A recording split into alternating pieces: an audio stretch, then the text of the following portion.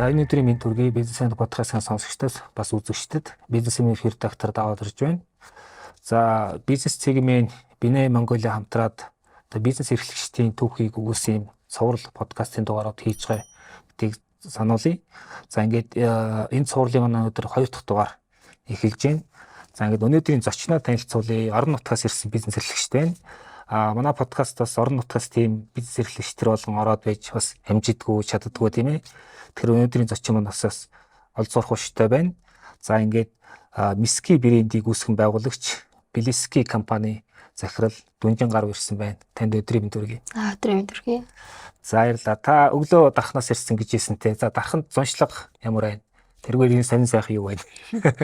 Дарханд зуншлага сайхан байна. Тэгээд сүүлийн жил бол бүтээн байгуулалт аягүй хийгдээд одоо зам засвар ажлууд маань хийгдээд илүү их өргөжж байна. Хүмүүс бас нэмэгдэж байна. За дархан харьцангуй нөгөө дэд бүтцийн хувьд илүү хүртээмжтэй. Одоо нэг хүн надад хэлжсэн. За 100 мянган Улаанбаатараас нөгөөд очихд баг шингэж хэв шиг иржсэн шүү.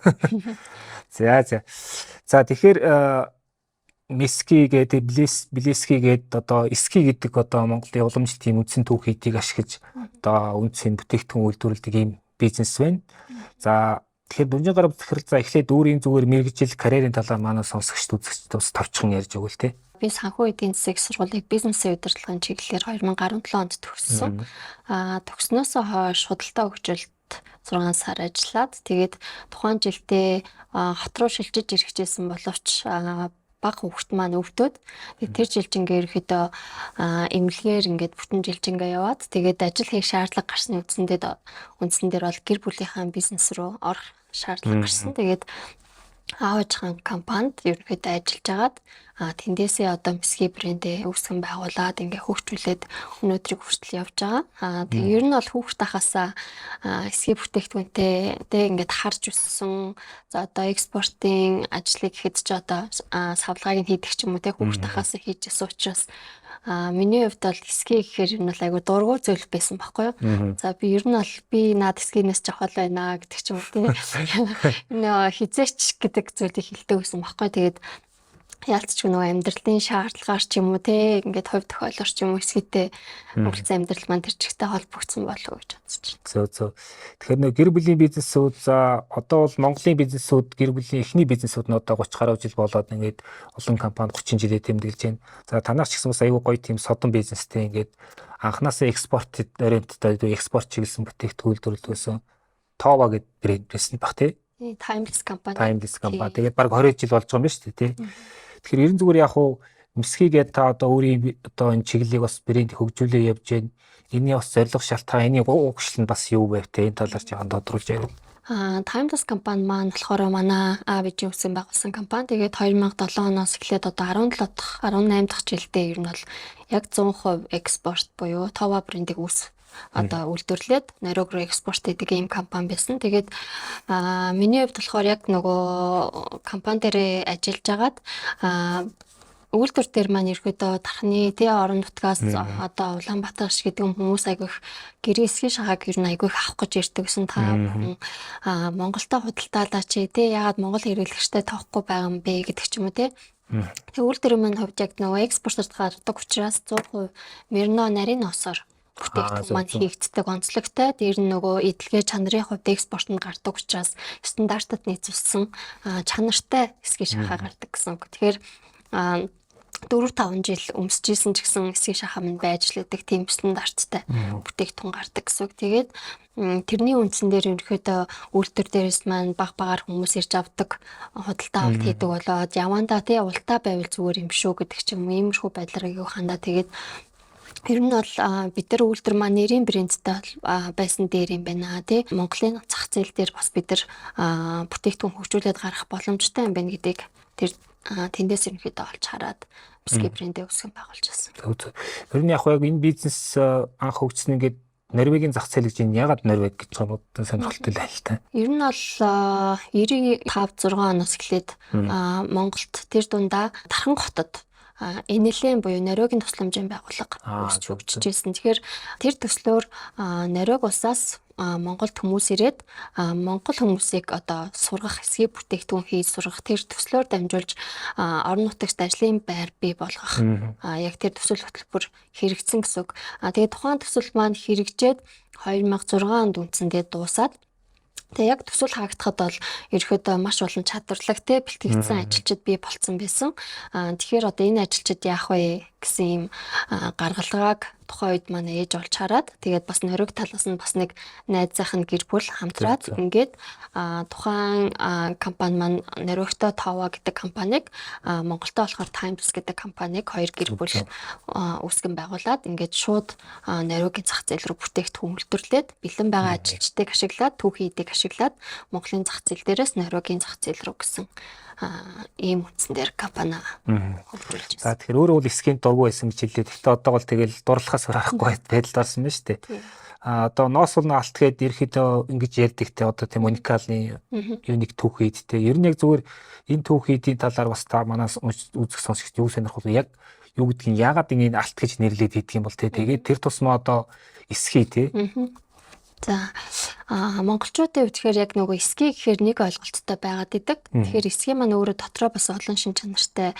Манай компани одоо брендинг маань брендинг маань яг ингээд үйлдвэрлэдэг бүтээгдэхүүн маань хэл 100% Мерино нарийн ноосоор хийгддэг. Тэгэхээр нарийн ноос маань өөрөө маш хөнгөн, зөөлөн шин чанартай яг ноолуурын дараа ордог нарийн ширхэгтэй ноос гэж явдаг. Тэр нарийн ноосыг авж байгаа хонь маань хэм бол зөвхөн орхон, ерөө сэлэн бус нутагт байдаг. Нарийн наривтар ноос хонхгүй ноостой хонь гэсэн. Тусгай үйлдвэр хийх шүү дээ. Тийм. Тэгэхээр 90-д онд яг тэр төслийг хэрэгжүүлж байхдаа тэр тусгай хоньнуудыг бас Монголд бас өсгөж өржүүлэх тэр төсөл хөтөлбөр бас давхар хэрэгжээ явж исэн. Тэгэхээр энэ болохоор ерөнхийдөө нарийн ноос хонь маань энгийн нөгөө Монгол ноос буюу бүдүүн ноостой хоньыг утгах юм бол ашиг шим нь 50% илүү байдаг.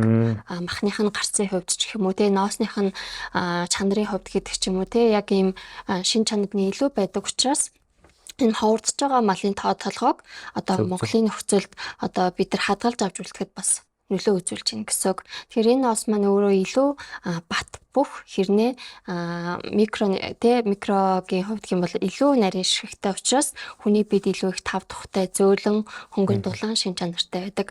Дээр нь ноос маань өөрөө чийг татдаггүй амьсгалдаг шин чанартай учраас эрүүл мэндийн маш их ач холбогдолтой байдаг. Тийм ч учраас сүүлийн жилүүдэд Монгол ноос ч гэдэг юм уу эсвэл нөгөө Мерино гэдэг ноосоор маш олон бүтээгдэхүүнүүд зах зээл дээр гараад ингээд хүмүүс тэр бүтээгдэхүүний өмсөж идэлж хэрглэж үзснээрээ илүү их давуу талыг олж мэдж байгаа. Зөв.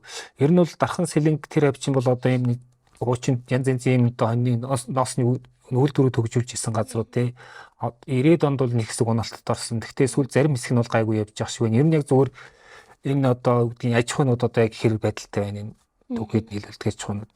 Монгол орны гэх юм бол гаднаас айгүй их төсөл хөтөлбөрүүд хэрэгжиж байгаа. Миний саяхан сонссноор бол бас яг энэ нарийн ноос хоньны хуц үржүүлгийг илүү их чанарыг сайжруулах зорилгоор одоо нөгөө Австралиас илүүтэй яг тийм хуцыг оруулж ирээд цагаан нуур те нэг тодорхой бүс нутгийн малчтын хоньыг илүү их чанарыг нь сайжруулахаар бас тийм үржүүлгийн ажлууд хийгдэж явж байгаа. Одоо яг танай түүхийдийг нийлүүлдэг аж ахуйнууд ер нь яг хэрэг олон байна. Тэгээд бас тав толгоноос хэрэг ширж байгаа. Манайхд болохоор ер нь яг орхон ерөө сэлэн бүс нутгийн яг нөгөө малчт маань нарийн наривтар ноос хоньтой малчт маань ерөөдөө хамтарч ажилладаг жил болгон ноосоо тушаадаг гэдэг ч юм уу те.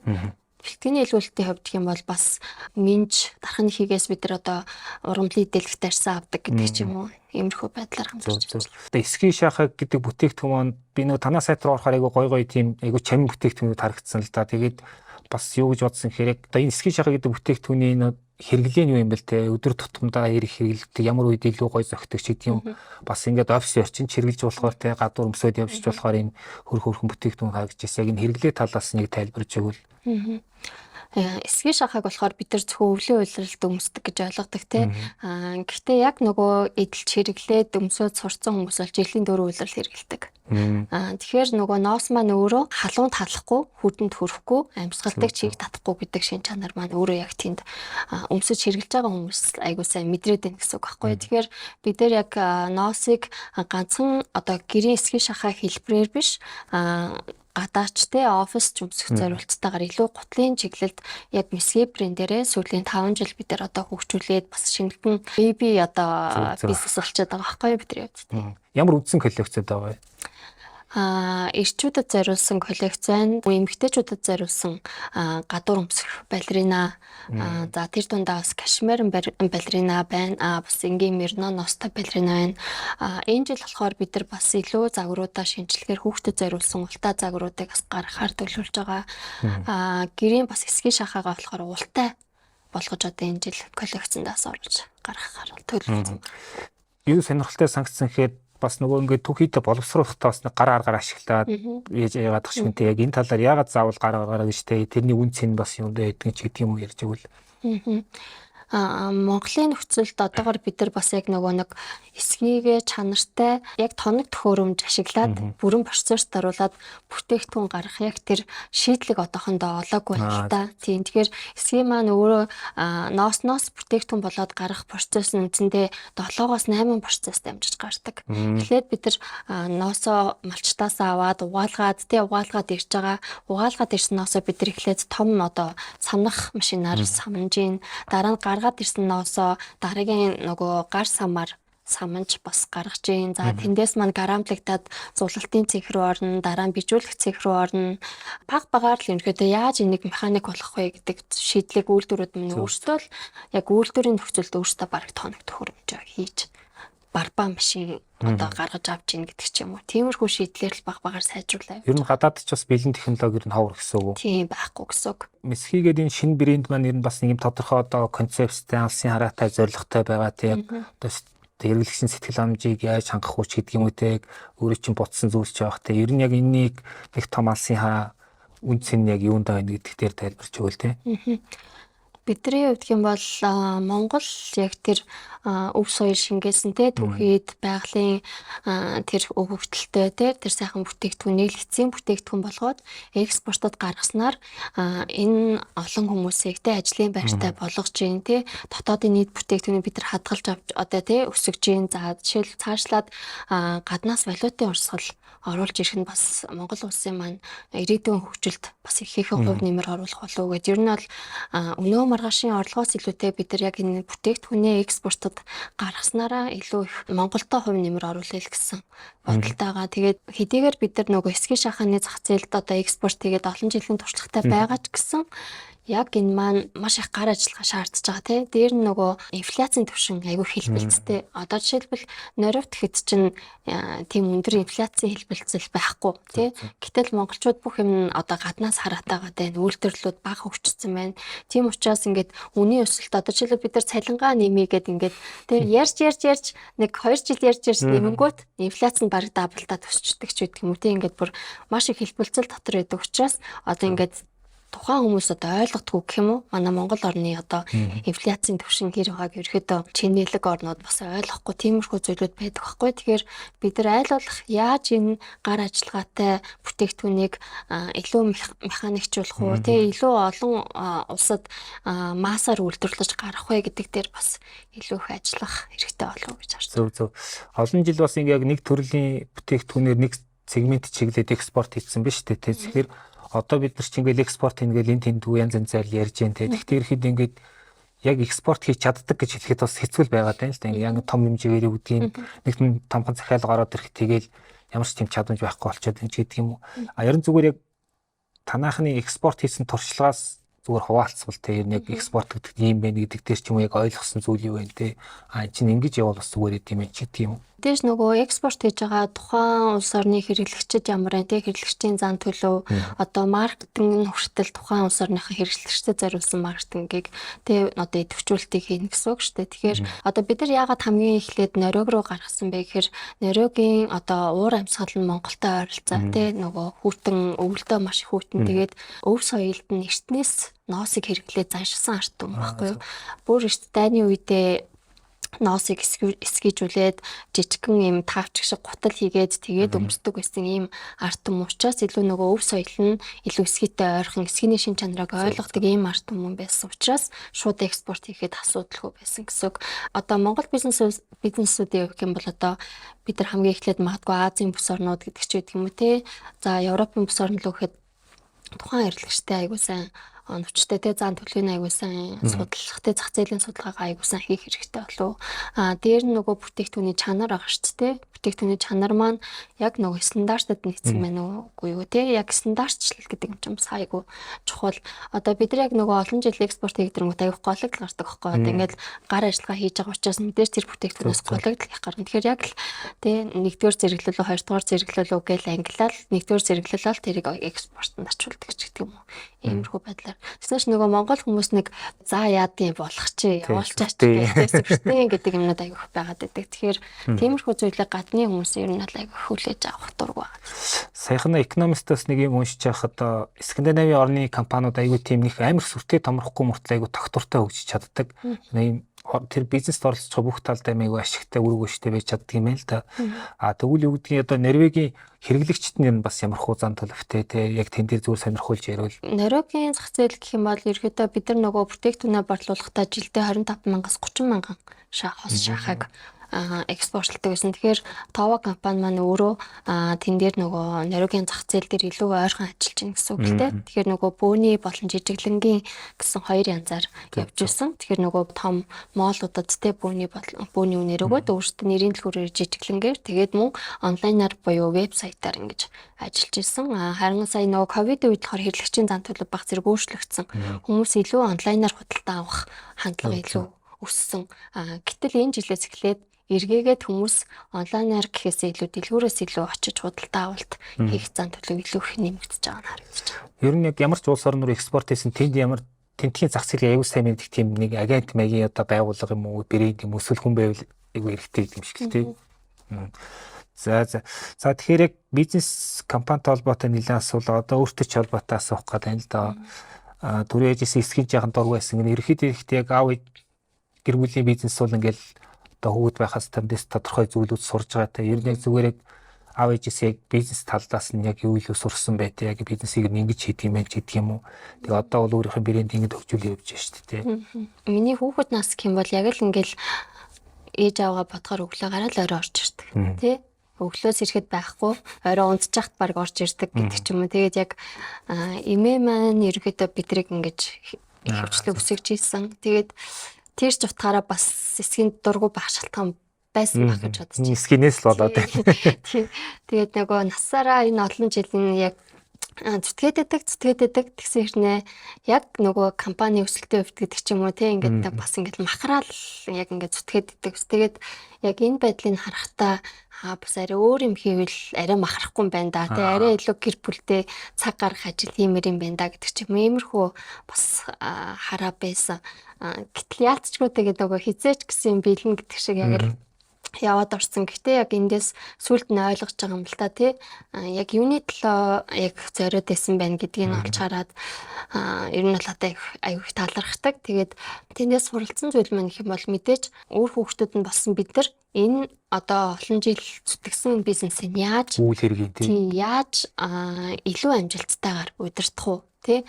Бүх юмаа өөртөө ингээд үйлдвэрлэлийн процессд нь ороод яваад байдаг гэсэн юм шиг санагдаж байгаа хгүй миний хувьд. Тэгэхээр одоо яг чадварлаг хүмүүсийг чадварлаг тий албан тушаал дээр нь ингээд яаж тэр хүмүүсийг менеж хийж удирдах богино хугацаанд илүү амжилттай бас өөр газруудтай хамтрал бий болгож явах вэ гэдэг талаас нь илүү харж байгаа.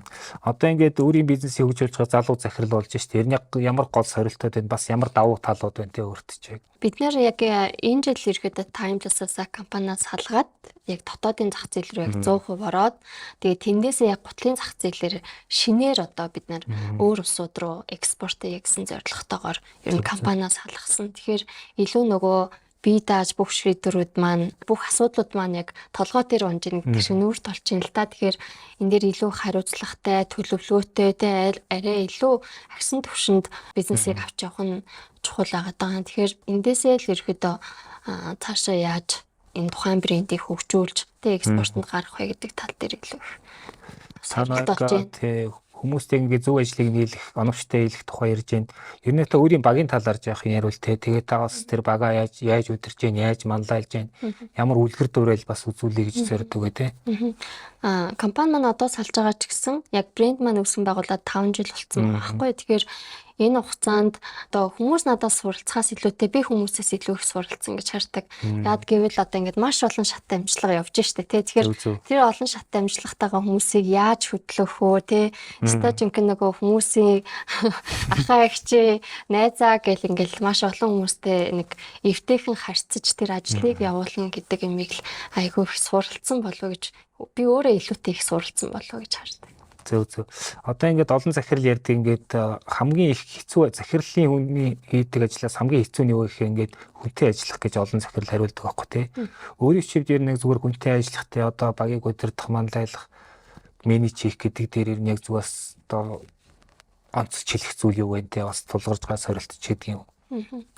Сүүлийн жилүүдэд гэх юм бол ер нь бол Монгол улсч төдийгүй ер нь бол нийтээр ажиллах хүчний хомсдол их шүү дээ тий. Ялангуяа үйлдвэрлэгч одоо энэ байгууллагууд буюу компаниудад айгүй их сорилт болж байгаа. Тэгэхээр одоо хүмүүс илүү их амар хялбар аргаар тий мөнгө олох сонирхолтой болсон залуучууд ялангуяа тий ингээд тэгэхээр нөгөө яг компани удирдах одоо бүтээгдэхүүн үйлдвэрлэж ингэж процесс донд нь явж байгаа хүний хувьд хэм бол энэ хүмүүсийг яаж тогтвортой ажиллуулах вэ гэдэг юм чинь айгүй их чухал болчиход байгаа. Ядчил тий яаж харилцах уу гэдгээс асуудал ер нь бол айгүй их удирдагчтэй манлайлагч хүний хувьд айгүй их том сорилт өгд юм болоо гэж утсан. Тэгээд тэр хүмүүсийг удаан тогтвортой авч үлдэхин тулд яг л нөгөө гэр бүл шиг тэр хүнд яг ямар асуудал тулгарч дээ тий тухайн моментоос олоо шийдвэр гаргачих болохгүй тий яг нөгөө уул сууртай хандна гэдэг шиг тийм зүйлийг айгүй сайн харах хэрэгтэй байна гэж сүүлийн жилүүдэд айгүй их харсан. Одоо ингээд олон үйлдвэрүүд бас ярьж байгаа нэг шинээр ингээд мэрэгсэн ажиллах хүчин татах айгүй хэцүү болцсон байна те. Одоо тогтож ажиллах нь улам хэцүү болоод байна. Ер нь баргийн ийм нэг пакэж буюу одоо ийм урамшуул янз янзын яхад ерөнхийдөө бас тогтоож чадахгүй байна. Тэгээд танай хувьд нөхцөл байдлыг ямар байна? Манай үйлдвэрийн хувьд гэх юм бол харьцангуй бас тогтвортой удаа ажиллаж байгаа хүмүүс нэлээд байгаа. Тэгээд зарим нь гэр бүлээрээс тогтвортой удаа ажиллаж байгаа. Хүмүүсийг яаж улаан тогтвортой ажиллуулах гэхээр миний бас нэг санаа нь месги брендээр дамжуулж яаж энэ хүмүүст илүү үр өгөөжтэй байх вэ гэхээр нөгөө экспорт хийдэг компани маань хэдийгээр экспорт хийж байгаа ч гэсэн ашигын хувь бага. Тэгэхээр бид нэр дотоодын брэнд буюу месгигээр бид нар өөр илүү том зах зээл дээр илүү их арай маржинтай бүтээгдэхүүн үйлдвэрснээр тэр хүмүүсийн цалинтай авах хөлсийг бас арай илүү амьдралын чанарт нь илүү их нөлөөлж тэр хүмүүсийг тогтвортой ажиллах суурийг бас давхар нэмэлчих юмсан да гэсэн бас давхар зорилго. Месги брэндээ үүсгэн байгуулад сулгарсан бэрхшээл гэх юм бол 2019 онд бид нар зайсан хил дээр дэлгүүрээ нээсэн. Тэгээ яг дэлгүүрээ нээгээд удаагүй ажилласан ч 2020 онд ковид гараад тэгээд ингээд экспорт зогсоод тий яг дэлгүүрийн юмч зогсоод үндсэндээ ингээд ковид 2 жил ингээд үргэлжлэнгүүт зарим бизнесүүд тий ингээд хаагдаад бид нар бас тэр бэрхшээлийг яаж даван туулах үгээд толгой бас ажилласан л та. Тэгээд онлайн худалдаагаар хүмүүстэй айгүй хурж ажилласан гэх юм уу. Тэгээд онлайнаар хүмүүсээс захиалга аваад тухайн үед яг нэг дэлгүүрээ нэгээд нэг хэсэг ч гэсэн нэг үйлчлүүлэгчтэй болсон. Тэгээд хэсгийн бүтээгдэхүүн гэх юм бол мэдээж хүмүүс хэрглэж үзсний дараа тавтан худалдаа болдог гэдэг. Тэгэхээр нөгөө нэг худалдаа авалт тэгээд өмсөд үзсэн бол ингээл ээжтэй аавдаа хүүхэдтэй гэдэг ч юм уу те гэр бүлийнхэнтэй манахаас заавал ирж худалдаа авалт хийдэг. Тэр ч утгаараа бас нөгөө хэрэглээд таньсан хүмүүс маань онлайнаар айгүй худалдаа авалт хийсэн. Тэгээд дараа нь бид нар зайсан хэлээсээ нүгээд хөнөө мол дээр бас хэсэг байжгаад тэгээ ерөнхийдөө за төр хугацаанд бид нар яг ингээд өөрсдийн нэрийн дэлгүүрээр ерөнхийдөө төр хаагаад өөр дэлгүүртэй хамтруул бас илүү биднэрт нөгөө орон нутагт байгаа бизнесийн хувьд илүү бас зөв шийдэл юм байна гэж олж харсан. Ер нь зүгээр танай бүтээгдэхүүнийг одоо хэрэглэгчдийг ямар борлуулалтын сувгуудаар илүү хурдан авах боломжтой зүгээр базаад хэлвэл тээ. Одоогийн байдлаар гэх юм бол бид нэр орон нутгуудад гэх юм бол Эколайфийн франчайз дэлгүүрүүдээр Эрдэнэт, Архангай, Хинти, Сүхбаатар гэх мэтчлийн аймагуудад борлуулаад эхэлсэн байгаа. Улаанбаатарын хувьд гэх юм бол бид нэр өнгөрсөн жилийн хувьд гэх юм бол дээрийн салбар дээр худалдаалж агаад одоо яг бас өөр дэлгүүртэй худалдаалахаар ярьсан маа. Гэхдээ яг энд өөр дэлгүүртээр худалдаалахын зэрэгцээ бид нар онлайнаар хүргэлтээр илүү бүтээгдэхүүнээ шийдэж байгаа. Ер нь бас сорилт гэдэгтэй холбоотой ахаад хоёр зүйл тодруулж авсан байгаа. Нэгдүгээр ер нь зүгээр орон нутагт үйлдвэрлэл явуулна гэдэг яг одоогийн нэг эдийн засгийн нөхцөл төр нь бас одоо Улаанбаатарт үйлдвэрлэлийн болохоос бас ямар онцлогтой байна те. Бас бэрхшээл давуу талч гэдэг юм уу тэр талаас нь ярууд. Манай компани болохоор ерөөхдөө нөгөө харьцангуй бас нөгөө экспорт тал руугаа байсан учраас тэр маань арай илүү гайгүй байсан болов. Тухайн бүс нутагтаа одоо Монгол улсад жишээлбэл бид нар яг нөгөө брэндээ хөгжүүлээд явахын хувьд гэх юм бол үйлдвэрлэл маань тэндээ явагдаж байна. Логистикийн асуудал маань шийдвэрлэгдсэн бол тэрэн дээр харьцангуй асуудалгүй гэж харж байгаа байхгүй юу. Одоо энэ жишээлбэл бид нар нэрийн дэлгүүртэй байхаас илүүтэй нэг дэлгүүртэй гэрэлчих юм бол бидэрт илүү хялбар. Тэгээд онлайн дэлгүүр бусад хүргэлтийн асуудлыг шийдчихгээд бол орон нутагт ер нь бол бизнес эрхэлснээр бас айгүй их давуу тал үзтэй байдаг. Яагаад гэвэл бид нар ч нөгөө үйлдвэрлэлийн процесс за тэгээд худалдааны процесс дэлгүүр гэмшил маш олон ажлууд байдаг. Тэгэхээр нэг хүн би баг өөрөө хідэн ч ажиллая даа тий. Тэгээд тийм учраас одоо нөгөө эмэгтэй хүний хувьд мэдээж бас хүүхдүүдээ хүртэл сургууль цэцэрлэгээс нь зөөнө гэдэг ч юм уу тий. Тэгэхээр энэ бүх ажлыг амжуулахад ер нь яг л орон нутагт байгаа тулдаа л яг болж байгаа. Ер нь зүгээр яг эмэгтэй бизнес эрхлэгчид нь бас давхар хариуцлага ачаал үүрдэгтэй яг тэр талаасаа бас одоо сорилт байна уу? Энэ дээр болохоор яг хүүсийн ялгарлал байхгүй байх гэж бодож байна. Тийм тэгэхээр яг л нөгөө салбарын хувьд гэх юм уу те яг эсгийн одоо юу гэдэг үйлдвэрлэгч компанийн хувьд гэх юм бол яг л тэр нөгөө давах хөстө даваа эрсдэл одоо бүхэл юмнуудаа ялгаагүй л давж туулаад явж байгаа. Та ажлынхаа юунаас илүү урам зориг авч जैन те? Би хүүхд тахтай ерөөхдөө нөгөө дизайнер чиглэлд айгүйх туртай байсан. Дизайнер болох айгүйх мөрөөдөлтэйсэн. Гэтэ нөгөө болоогүй нэг шалтгаан нь би нэг сайн зурч чаддгүй байсан байхгүй юу. Тэгээд ерөнхийдөө яг тооны тэг яг санхүү чиглэлээр явцсан байхгүй. Гэхдээ би хичнээн дизайны чиглэлээр яваагүй ч гэсэн яг энэ бисгийн брендийг үүсгэн байгуулад хөгжүүлээд явахдаа өөрөө яг л нөгөө хүүхдтэй үлгэдэж байжулж байгаа юм шиг загварууд дээр нь ажиллаа тий. За энийг ингэчүүл зүгээр юм уу тэрийг ингэчүүл зүгээр юм уу гэдэг нэг шин санааг тэндээсээ хайж олоод тэр байтугай нөгөө чимбэл хийх бисрийн хүртэл өөрөө сураад ингэж явж исэн. Тэгэхээр тэндээс би өөрөө айгүй хац жаргалыг мэдэрчээс айгүй кайфыг мэдэрчээсэн. Хүн залуу байхдаа тэгж боддоо штэ тий. За би нь яг юу хийвэл зүгээрээ би яах вэ гэж айгүй олон хүмүүсийн дунд ер нь юуны төлөө төрчихээ. Тийм асуултууд байгаад байдаг.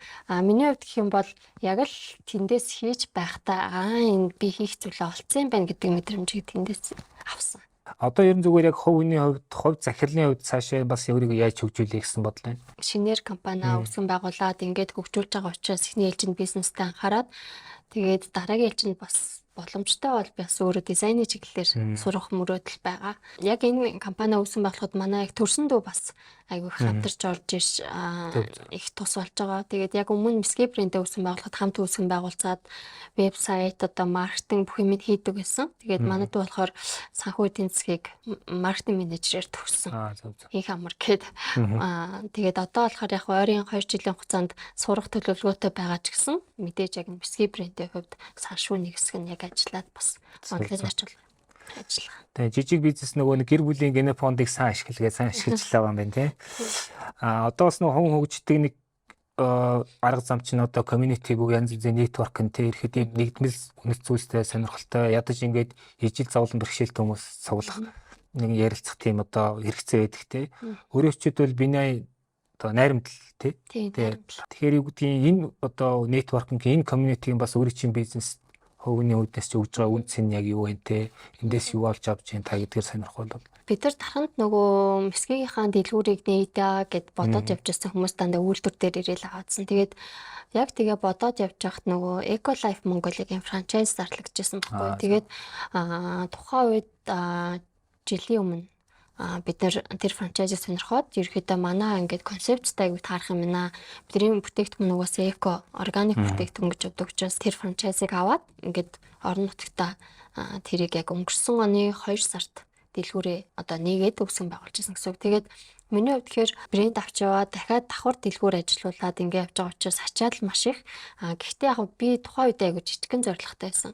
Дэлгүүрийнхаа үйл ажиллагааг л бусдад таниулчих юмсан. Тэгээ орон нутгатаа ядаж дэлгүүрээ одоо ядаж нэг албан байгууллагуудад бэлгийн вакцины нийлүүлдэг болчих юмсан гэдэг юм жижигхэн алсын хараатай зорилготой байсан гэх юм уу. Тэгээд BNI найрамдал салбарт яг үүсгэн байгуулагч гишүүдийн тоонд ороод ингээд одоо бас яг жилийн маань сая 5 сарын 2-нд болсон. Тэгээд энд орж ирээд өнгөрсөн жилийн одоо BNI 40 жилийн арга хэмжээнд Хавайд болсон арга хэмжээнд очиод аягүй суралцаад явж байгаа. Тэгээд яг тэндээс авсан ололт амжилт гэх юм бол BNI Донгуан салбарын гутлын үйлдвэрлэгчтэй тэнд яг танилцаад тэгээд тухайн үедээ WeChat холбогдох хаягуудыг авч явж байгаад эндээс холбогдоход ерөөхдөө нэг жоохон хятадын үйлдвэрлэлүүд бол ерөөхдөө маш их масс олон тоо хэмжээгээр ярьдаг ш. Тэгээд тухайн үедээ би сая энэ 4 сард явахаас өмнө нуцаар ярихад за ямар ч тач BNI юм чинь явж очиод уулзаал хийцээ гэл яг зориг шулуудад очиход маш гоё найрсаг хүлээж авсан.